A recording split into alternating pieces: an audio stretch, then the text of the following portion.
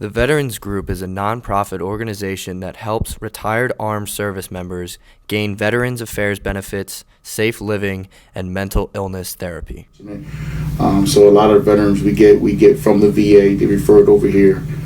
We get in contact with the VA and see what their medical treatment is, see what doctors they're seeing, and then we just try to make sure that we get them to their appointments. And we have a doctor here, Dr. Sidney Cohen, who specializes in post-traumatic stress disorder in veterans, so he will start to see them on a monthly basis.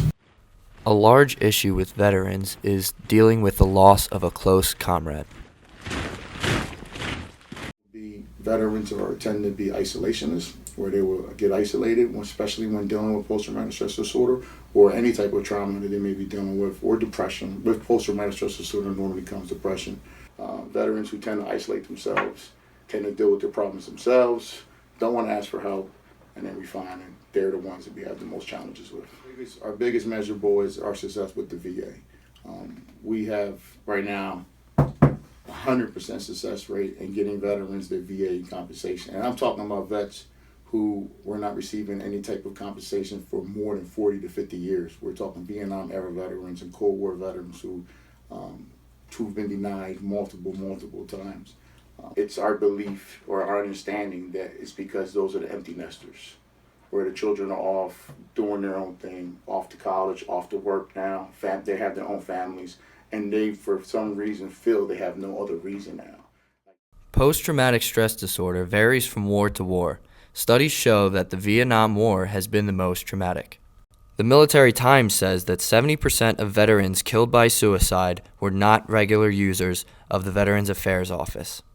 The problem for that category is they were prejudiced against for so long and I don't want to say the VA, but it just say that the Vietnam era veteran was the most prejudiced against veteran for a very long time in this country. So since the first 20 years or 10 years of that, they were denied, they didn't want to go back.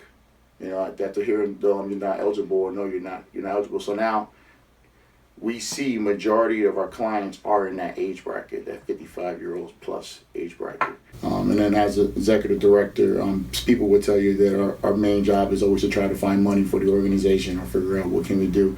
It's one or two things. Either we're looking for money or we're trying to figure out how to better use the resources we have to better, to use it properly. And I manage a staff of 5 full-time personnel who are here. And then within that staff, we have a bunch of volunteers who work.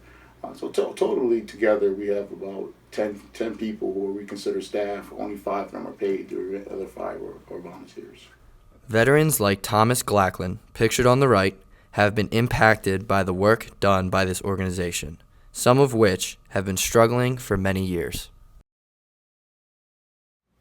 There's hope if they seek out for help.